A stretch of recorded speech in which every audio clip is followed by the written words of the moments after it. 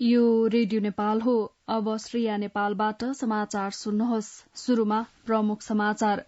संघीय संसदको बजेट अधिवेशन शुरू, विनियोजन विधेयकका सिद्धान्त र प्राथमिकतामाथि छलफल गरियोस् भन्ने प्रस्ताव पेश, दिगो आर्थिक विकास र रोजगारी सृजना गर्नेतर्फ आगामी बजेट लक्षित हुने अर्थमन्त्री डाक्टर प्रकाश शरण महतद्वारा जानकारी, मुलुकको अर्थतन्त्र समस्यामा भए पनि चिन्ताजनक अवस्थामा नरहेको प्रधानमन्त्री पुष्पकमल दाहाल प्रचण्डको भनाई, नक्कली शरणार्थी प्रकरणमा पक्राउ परेका सचिव पाण्डे सहित 8 जनालाई थप 7 दिन हिरासतमा राख्न काठमाडौँ जिल्ला अदालतको अनुमति, लमजुनको दोर्दीमा निर्मित सुपर दोर्दी ख जलविद्युत आयोजनाबाट उत्पादित 54 मेगावाट क्षमताको विद्युत राष्ट्रिय प्रसारण लाइनमा जोडियो र पेरूको दक्षिणी क्षेत्रमा रहेको एक सुन खानीमा आगलागी हुँदा कम्तीमा 27 जनाको मृत्यु। सुन त, भोलिको मिटिङको लागि सबैलाई फोन गर्यो? छैन सर, मेरो मोबाइलमा ब्यालेन्स नै थिएन। अलि पछि गर्छु ल्यान्डलाइनबाट। ल हेर, मोबाइलमा ब्यालेन्स छैन भनेर हुन्छ? तिमीलाई थाहा छैन यस कार्यालयले नेपाल टेलिकमको कर्पोरेट युजर ग्रुप अर्थात सीयूजी सेवा लिएको छ। तिम्रो नम्बरलाई पनि सीयूजीमा सहभागी गराउन। अनि सर, मेरो त प्रिपेड नम्बर हो नि। अहिले नेपाल टेलिकमले प्रिपेड र पोस्टपेड दुवै फोनमा सीयूजी सेवा लागू गरिसकेको छ। सीयूजीमा आबद्ध भएपछि हाम्रो कर्मचारीहरू बीच निशुल्क र नेपाल टेलिकमको नेटवर्कमा सस्तो दरमा फोन तथा एसएमएस गर्न र डाटा चलाउन पाइन्छ नि। तिमीलाई थप जानकारी चाहिएमा नेपाल टेलिकमको वेबसाइट www.ntc.net.np मा हेर न। नेपाल टेलिकम, राष्ट्रको संचार।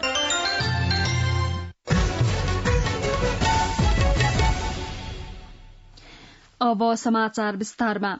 संघीय संसदको बजेट अधिवेशन हिजो शुरू भएको छ। प्रतिनिधि सभाको बैठकमा हिजो अर्थमन्त्री डाक्टर प्रकाश शरण महतले आगामी आर्थिक वर्ष 2080-81 को लागि विनियोजन विधेयकका सिद्धान्त र प्राथमिकतामाथि छलफल गरियोस् भनी प्रस्ताव पेश गर्नुभयो।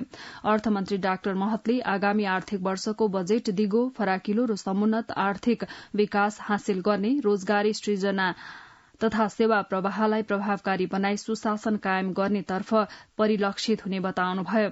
अर्थमन्त्री डाक्टर महतले आर्थिक समस्याका बीच आउन लागेको आगामी आर्थिक वर्षको बजेट वित्तीय घाटालाई वाञ्छित सीमाभित्र राख्न र बाह्य क्षेत्रको सुधार गर्न केन्द्रित रहने पनि बताउनुभयो। अर्थमन्त्री डाक्टर महतले बजेटमा कृषि उपजको परनिर्भरता कम गर्न, रैथाने बालीलाई प्रोत्साहन गर्ने, व्यावसायिक पशुपालन तथा नस्ल सुधारमा जोड़ दिइने, लघु, घरेलु तथा साना उद्योगलाई प्राथमिकता दिने र तुलनात्मक रूपमा बढ़ी लाभ र प्रतिफल आउने क्षेत्रमा लगानी बढ़ाउने बताउनुभयो। यसअघि प्रतिनिधि सभाको हिजोको बैठकमा कानून न्याय तथा संसदीय मामला मन्त्री धनराज गुरूङले मुलुकी संहिता सम्बन्धी केही नेपाल ऐनलाई संशोधन गर्ने अध्यादेश 2080 पेश गर्नुभयो।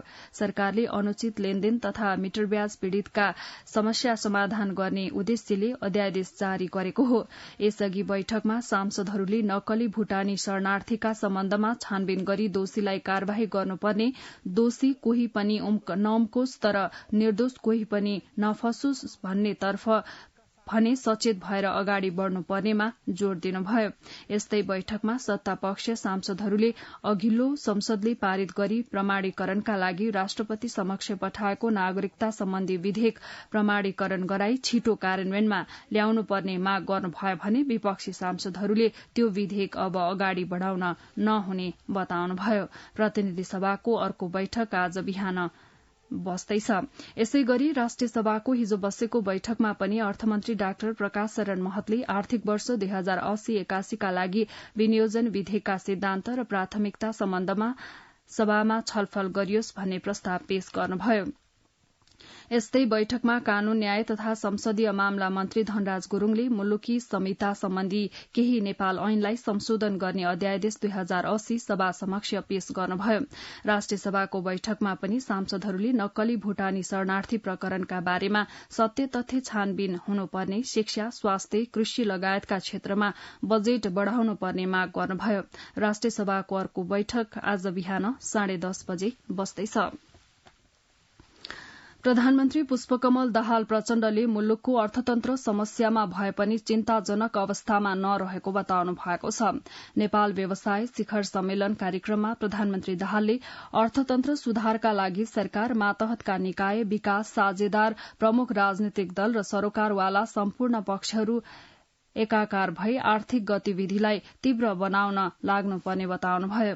प्रधानमन्त्री दाहालले आन्तरिक तथा बाह्य आर्थिक गतिविधि मार्फत आर्थिक वृद्धि हासिल गर्न सरकार पूर्ण सजगता र सक्रियताका साथ लागि परिरहेको र देशको अर्थतन्त्रको अवस्था क्रमशः सुधारोन्मुख हुँदै गएको कुरा विभिन्न राष्ट्रिय तथा अन्तर्राष्ट्रिय आँकडाहरूले प्रश्न पारेको उल्लेख गर्नुभयो। प्रधानमन्त्री दाहालले विगत केही समयदेखि शोधनान्तर बचत रहेको, वैदेशिक मुद्राको संचितिको अवस्थामा सुधार भएको, आयातको परिमाणमा कमी आएको, विप्रेषणमा उत्साहजनक वृद्धि भएको हुनाले देशको समग्र अर्थतन्त्रको बाह्य क्षेत्रको अवस्था सुधारोन्मुख रहेको उल्लेख गर्नुभयो।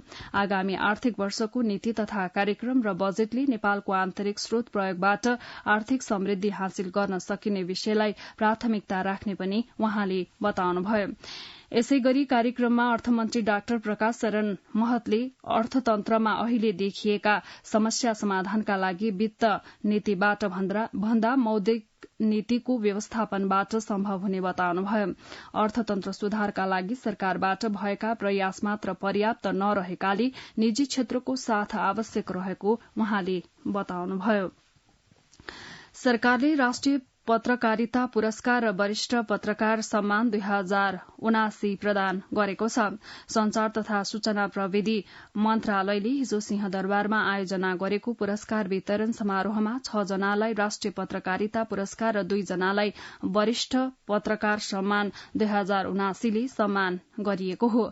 वरिष्ठ पत्रकार सम्मान 2079 बाट राजेन्द्र दाहाल र बलराम थापालाई सम्मान गरिएको छ भने राष्ट्रिय पत्रकारिता पुरस्कारबाट 6 जना सम्मानित हुनु भएको छ।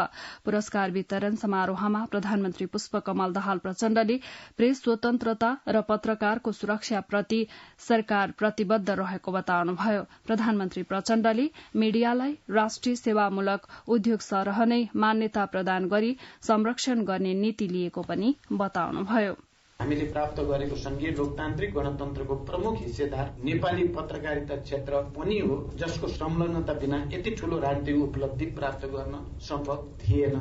र मैले आज यो कुरा गर्दै गर्दा नेपालमा युद्धलाई शान्तिमा रूपान्तरण गर्ने विस्तृत शान्ति सम्झौताको वातावरण बनाउन पनि नेपाली पत्रकारिता जगतको सहयोग नभएको भए असम्भव नै हुन्थ्यो भन्ने कुराको एउटा जिउँदो प्रमाण म आफै हुँ भन्ने मलाई लाग्दछ। सरकारले संचार क्षेत्रको व्यावसायिक र संस्थागत विकासका लागि पनि मिडियालाई राष्ट्रिय सेवामूलक उद्योग सरह मान्यता प्रदान गरी संरक्षण र समर्थन गर्ने नीति लिएको छ। संचार क्षेत्रका तमाम समस्या समाधान गर्न सकारात्मक ढंगले पहल भइरहेको छ। वर्तमान सरकार प्रेस स्वतन्त्रता र पत्रकारको सुरक्षाको सुनिश्चितताका लागि पूर्ण रूपमा प्रतिबद्ध रहेको कुरा पनि म यहाँ स्पष्ट गर्न चाहन्छु।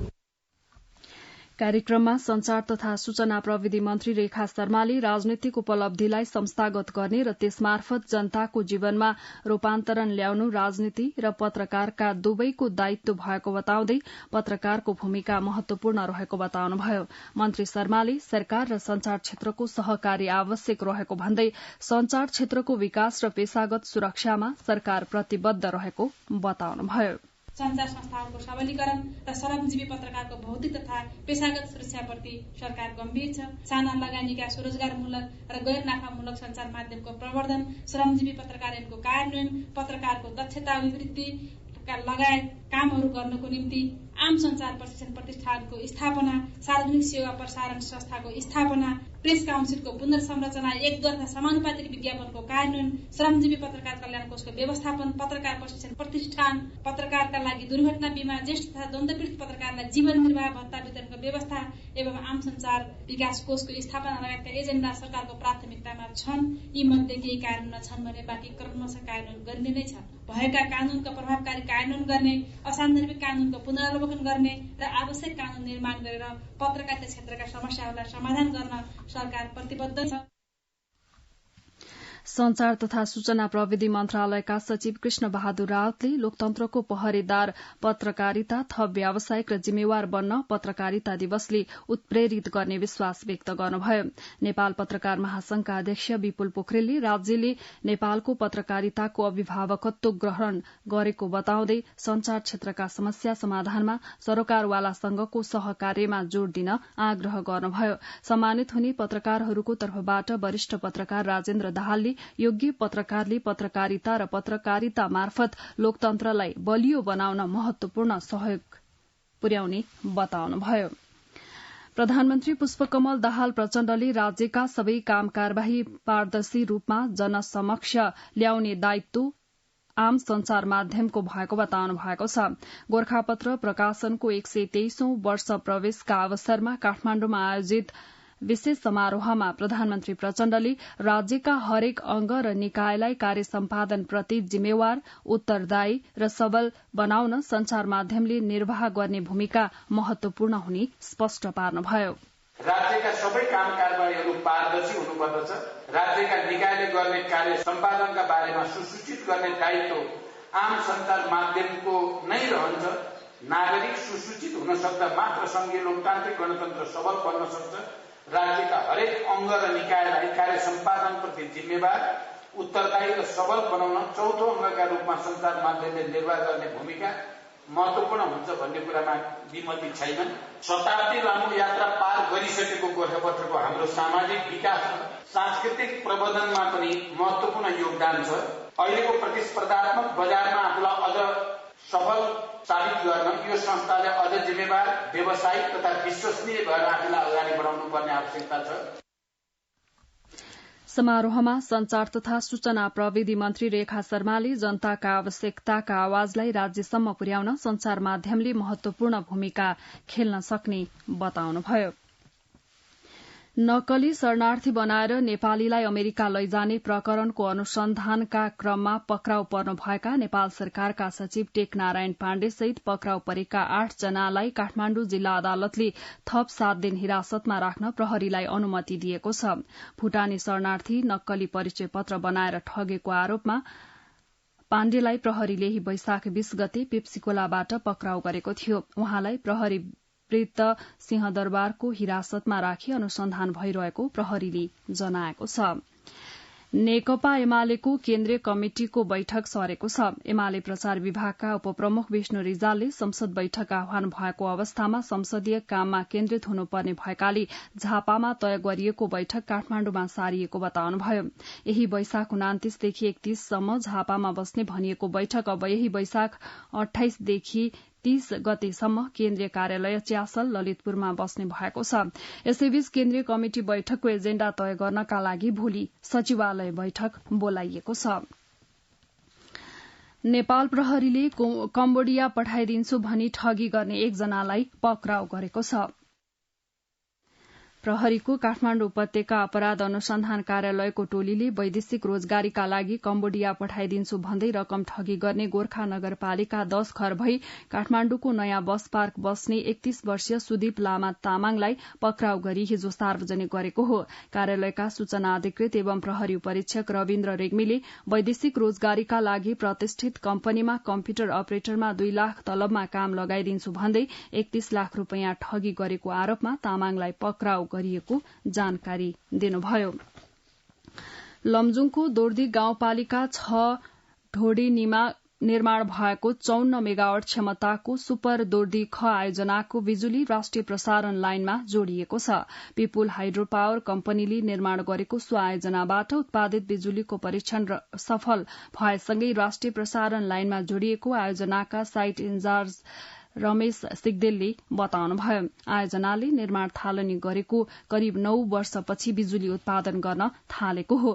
कुल 8 अर्ब 80 करोड़को लगानीमा उक्त आयोजनाको निर्माण कार्य अघि बढ़ाइएकामा निर्माण अवधि लम्बिँदा करिब 10 अर्ब 39 करोड़सम्म लागत पुगेको र त्यसमा 70% ऋण र बाँकी प्रवर्धन लगानीमा आयोजना निर्माण भएको हो।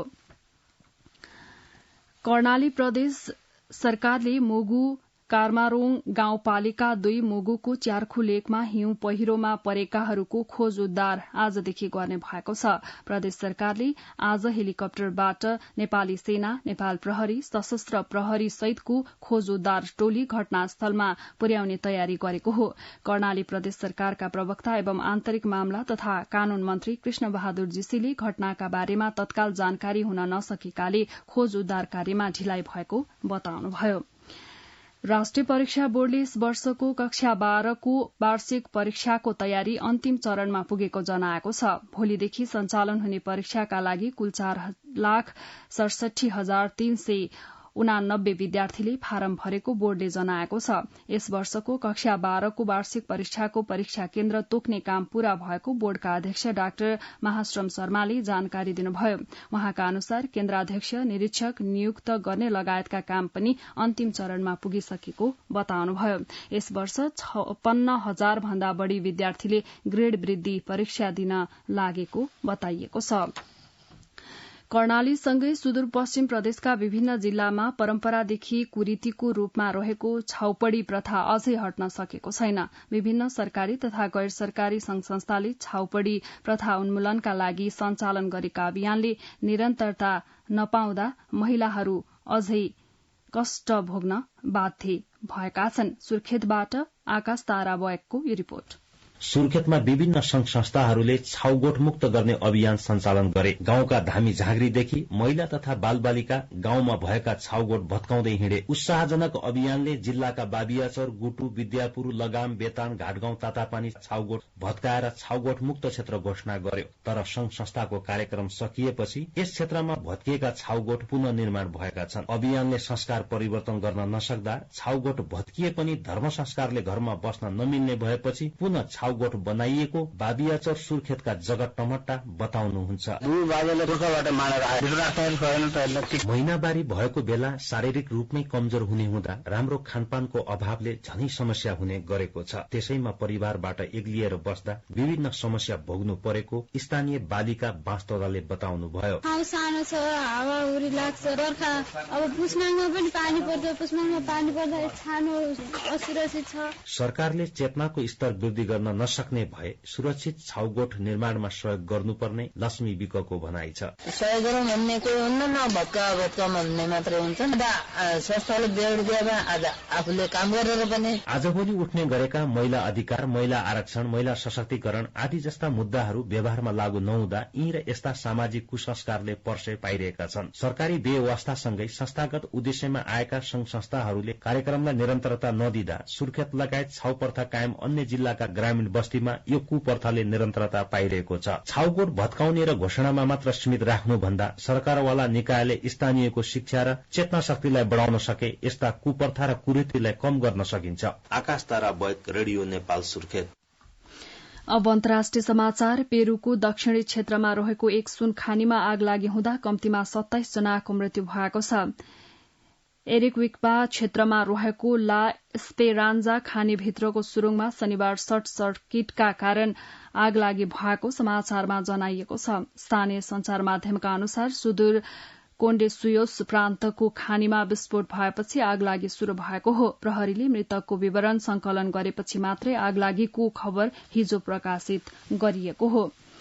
कंगोको पूर्वी क्षेत्रमा भारी वर्षाका कारण आएको बाढ़ी र पहिरोमा परि मृत्यु हुनेको संख्या 400 पुगेको अधिकारीहरूले जनाएका छन्। कालेहे क्षेत्रका प्रशासक थोमस बाकेंगाका अनुसार गत साताको बाढ़ीपछि कम्तीमा 394 जनाको शव निकालिएको छ। दक्षिण किवु प्रान्तको कालेहे क्षेत्रमा भएको भारी वर्षाका कारण नदीहरूमा पानीको बहाव बढ़ेपछि बोसुसु र न्यामुकुवी गाउँहरूमा पहिरो गएको थियो। अब आर्थिक समाचार। सिन्धुपाल्चोक जिल्लाको हिमाली भेगका स्थानीयको आमदनीको प्रमुख स्रोत चौरी पालन बनेको छ। चौरीको दूध र छुर्पी बेचेर नै त्यस क्षेत्रका किसानले दैनिक गुजारा चलाउँदै आएका स्थानीय पेरन्जी शेर्पाले बताउनु भएको छ। आफूहरूको आमदनीको प्रमुख स्रोतका रूपमा चौरी पालन रहेकाले अबको बजेटमा तीनै तहका सरकारले यस व्यवसायलाई विशेष महत्व दिई विशेष अनुदानको व्यवस्था मिलाउनु पर्ने त्यस क्षेत्रका कृषकहरूले सरकारसँग माग गरेका छन्। खास गरी सिन्धुपाल्चोकको जुगल, हेलम्बु र पाँचपोखरी थाङपाल गाउँपालिकाको हिमाली भेगका किसानहरू चौरी पालन व्यवसाय गर्दै आएका छन्। अमेरिकामा नेपाली युवाले सञ्चालन गरिरहेको एक कम्पनीलाई अमेरिकी राष्ट्रपति जो बाइडेनले सम्मान गर्नु भएको छ। डाक्टर राज के भण्डारी र श्रद्धा पौडेलले अमेरिकामा सञ्चालनमा ल्याएको साइन्स 6 कम्पनीलाई राष्ट्रपति बाइडेनले एक्सपोर्टर अफ द इयर 2023 अवार्डबाट सम्मानित गर्नु भएको हो। पर्वत जिल्लाको जलजला गाउँपालिका 7 दाइरिङका कृषकले व्यावसायिक तरकारी खेतीबाट वार्षिक रूपमा 2 लाखदेखि 10 लाखसम्म आमदानी लिइरहेका छन्। तरकारी खेतीका लागि नमूनाको रूपमा रहेको पर्वतको दाइरिङ गाउँका कृषकले तरकारी बिक्री वितरणबाट वर्षेनी 2 करोड़ भन्दा बढ़ी रकम गाउँमा भित्राइरहेको स्थानीय एकजना अगुवा कृषक एक नारायण पौडेलले बताउनुभयो। तरकारी खेतीबाट राम्रो आमदानी हुन थालेपछि विदेश गएका युवा पनि गाउँ फर्केर खेती गर्न थालेका स्थानीयले बताएका छन्। धितोपत्र बजारमा शेयर कारोबार मापक नेप्से परिसूचक आइतबार 19.12 अंकले घटेको छ। साताको पहिलो दिन आइतबार नेप्से परिसूचक 19.12 अंकले घटेर 1850.61 बिन्दुमा पुगेको छ। आइतबार 23 कम्पनीको शेयर मूल्य बढ़ेको छ भने 187 कम्पनीको शेयर मूल्य घटेको छ। 8 कम्पनीको शेयर मूल्यमा भने कुनै पनि परिवर्तन भएको छैन। आर्थिक समाचार प्रस्तुत गर्दै हुनुहुन्थ्यो सुरेन्द्र मणि त्रिपाठी। अब खेल समाचार। शहीद स्मारक ए डिभिजन लीगमा आर्मी र संकटाले बराबरी खेलेका छन्। आइतबार एन्फा मैदान 7 बाटोमा आर्मीले पुच्छारको टिम संकटासँग 1-1 गोलको बराबरी खेल्दै अंक बाँडेको हो। खेलको 18औं मिनेटमा कप्तान भरत खवासको गोलमा आर्मीले अग्रता बनाएको थियो। भरतले यस सिजनको लीगमा आफ्नो पहिलो गोल गरेका हुन्। उनी खेलको म्यान अफ द म्याच समेत घोषित भए। जिततर्फ अग्रसर आर्मीले खेलको इन्जुरी समयमा पेनाल्टी भी हुनु पर्यो। संकटा लेबनानी फरवार्डर युसुफ एट्रिकले पेनाल्टीमा गोल गर्दै संकटाको संकट टारेका थिए। रेलिगेसन जोनमा रहेको संकटाले 15 खेलबाट 17 अंक जोडेको छ। आर्मीले समान खेलबाट 21 अंक जोडेको छ। अर्को खेलमा मछिन्द्र क्लबले एपीएफलाई हराएको छ। दशरथ रंगशालामा आइतबार भएको खेलमा मछिन्द्रले एपीएफलाई 2-1 गोल अन्तरले पराजित गरेको हो। मछिन्द्रको जितमा ओलावा हफिजले विजयी गोल गरे। बराबरीतर्फ उन्मुख खेलको अतिरिक्त समयमा हफिजले मछिन्द्रलाई महत्वपूर्ण 3 अंक दिलाए। जितसँगै मछिन्द्र उपाधि होडमा फर्किएको छ। खेलमा अग्रता एपीएफले 36औं मिनेटमा अर्माड बिडोडको गोलबाट अग्रता लिएको थियो। पहिलो हाफको इन्जुरी समयमा मछिन्द्रका उलाजाद करिमले गोल गर्दै खेल बराबरीमा ल्याएका थिए। जितसँगै मछिन्द्रले 15 खेलबाट 24 अंक जोडेको छ। एपीएफको 19 अंक रहेको छ। राष्ट्रिय टिमका पूर्व कप्तान तथा लेग स्पिनर सन्दीप लामिछानेको मुद्दामा आइतबार सुनवाई स्थगित भएको छ। जिल्ला अदालत काठमाडौँले आइतबार सन्दीपको मुद्दामा पेशी तोकिएको थियो। सन्दीपको मुद्दाको पेशी न्यायाधीश भोलानाथ ढकालको इजलासमा परेको थियो। तर न्यायाधीश ढकाल विदामा बसेपछि सुनवाई स्थगित भएको हो। खेल समाचार प्रस्तुत गर्दै हुनुहुन्थ्यो अजय बम। अब मौसम सम्बन्धी जानकारी। देशका पहाड़ी भूभागमा आंशिकदेखि सामान्य बदली रही कर्णाली प्रदेश र सुदूरपश्चिम प्रदेशका पहाड़ी भूभागका केही स्थान र बाँकी प्रदेशका पहाड़ी भूभागका 1-2 स्थानमा आज मेघ गर्जन चट्याङसहित हल्का वर्षाको सम्भावना रहेको जल तथा मौसम विज्ञान विभागले जनाएको छ। गत 24 घण्टामा काठमाडौँ उपत्यकामा मापन गरिएको अधिकतम तापक्रम 30.2 डिग्री सेल्सियस, न्यूनतम तापक्रम 14.5 डिग्री सेल्सियस। अहिले बिहानको सापेक्षिक आर्द्रता 82%। आज दिउँसो काठमाडौँ उपत्यकाको अधिकतम तापक्रम 28 देखि 30 डिग्री सेल्सियसका बीच रहने अनुमान गरिएको छ। काठमाडौँ उपत्यकामा सूर्योदय अघि बिहान 5:20 भयो भने सूर्यास्त भरे साँझ 6:41 हुनेछ। अन्त्यमा यस प्रसारणका प्रमुख समाचार फेरि एकपटक। संघीय संसदको बजेट अधिवेशन शुरू, विनियोजन विधेयकका सिद्धान्त र प्राथमिकतामाथि छलफल गरियोस् भन्ने प्रस्ताव पेश। दिगो आर्थिक विकास र रोजगारी सृजना गर्नेतर्फ आगामी बजेट लक्षित हुने अर्थमन्त्री डाक्टर प्रकाश शरण महतद्वारा जानकारी। मुलुकको अर्थतन्त्र समस्यामा भए पनि चिन्ताजनक अवस्थामा नरहेको प्रधानमन्त्री पुष्पकमल दाहाल प्रचण्डको भनाई। नक्कली शरणार्थी प्रकरणमा पक्राउ परेका सचिव पाण्डे सहित 8 जनालाई थप 7 दिन हिरासतमा राख्न काठमाडौँ जिल्ला अदालतको अनुमति। लमजुङको दोर्दीमा निर्मित सुपर दोर्दी ख जलविद्युत आयोजनाबाट उत्पादित 54 मेगावाट क्षमताको विद्युत राष्ट्रिय प्रसारण लाइनमा जोडियो। र पेरूको दक्षिणी क्षेत्रमा रहेको एक सुन खानीमा आग लागि हुँदा कम्तीमा 27 जनाको मृत्यु। रेडियो नेपालबाट बिहान 7 बजेको समाचार सकियो। अर्को समाचार बुलेटिन 8 बजे अंग्रेजीमा सुन्न सक्नुहुनेछ। हवस् त, नमस्कार।